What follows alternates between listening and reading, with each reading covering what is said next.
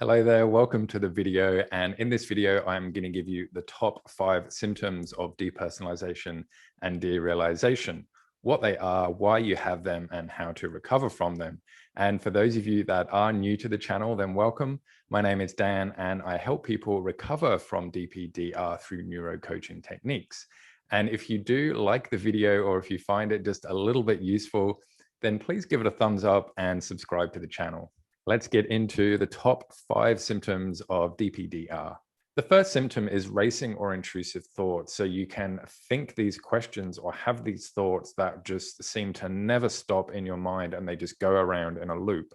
You can ask yourself things like, what if I never recover? What if this is forever? Or have thoughts like, I'm bad and I deserve this. It's not fair that everyone is normal and I'm not.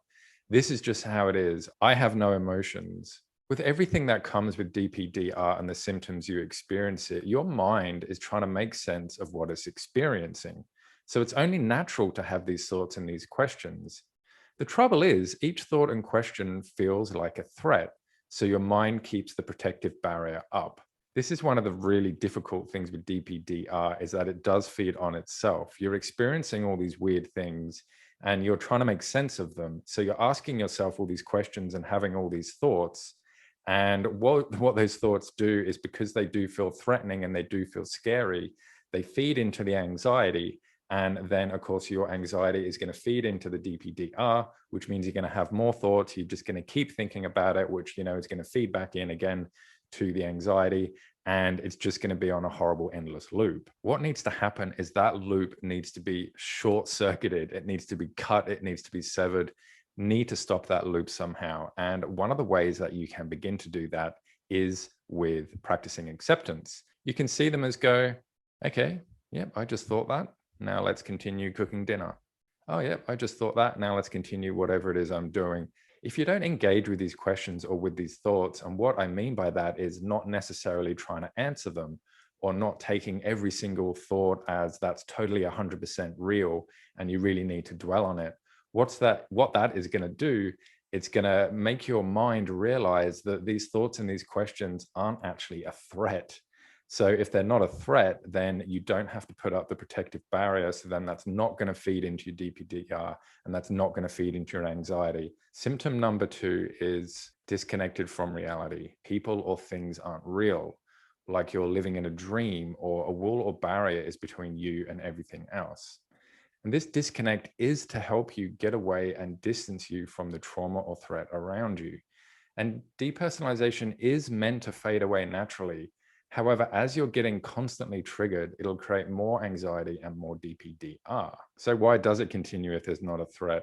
Well, it's because your mind is still perceiving a threat, no matter what that threat is. And it might be some kind of trigger that you've got from maybe something you're not even aware of, but your senses have sort of picked it up in your peripheral vision, or you've heard something.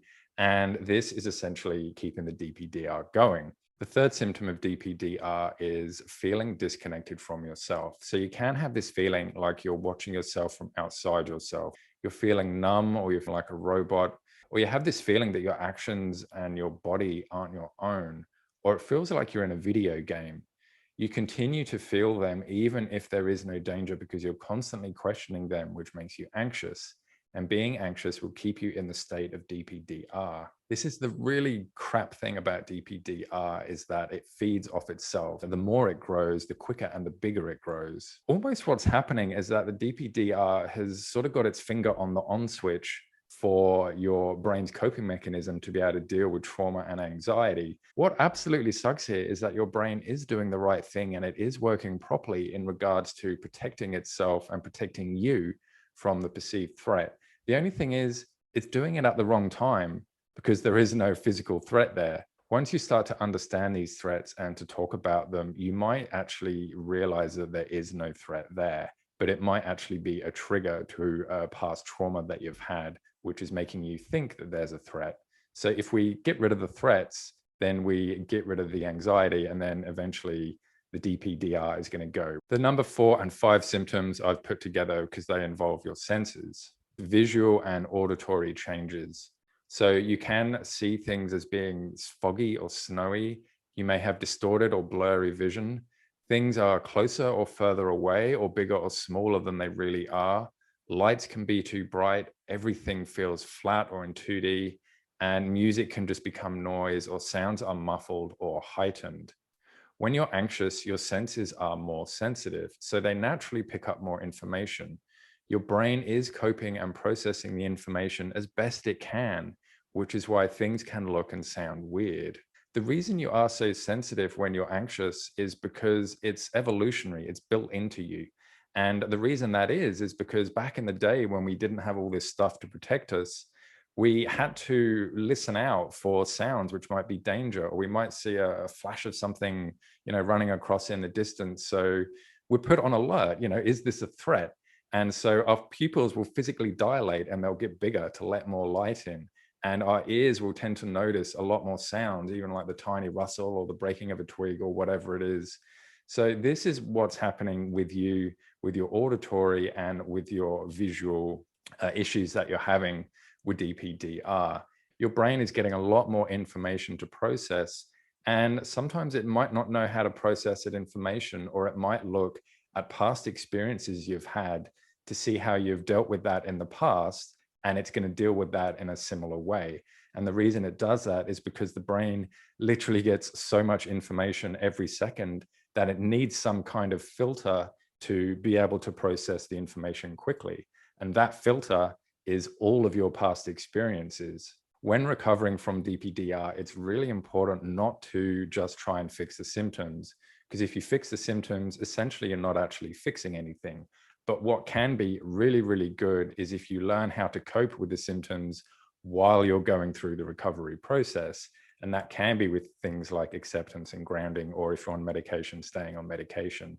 Once you get to the root cause of what's causing all this anxiety, which is most likely going to be trauma, whether you are even aware if you've had a trauma or not, then that's really the place where you can start to unravel, untangle, unpack all this stuff and get to a place where these things that you are perceiving as threats are no longer going to be seen as a threat anymore. And when that happens, that's automatically going to start to reduce your symptoms, and it's going to start to get rid of the DPDR, because the anxiety is not going to be there anymore because there's no threats around you. And when the anxiety is gone, then in turn, the DPDR is going to go as well. My friends, I really hope you've learned a little bit from this video, and I hope it's given you a little bit more understanding about some of the main symptoms of DPDR and perhaps why you're experiencing them. And if you do have any questions or comments, then leave them in the comments and I'll answer them as best I can. Or if you do want to get in touch with me, then all my information is in the description of the video.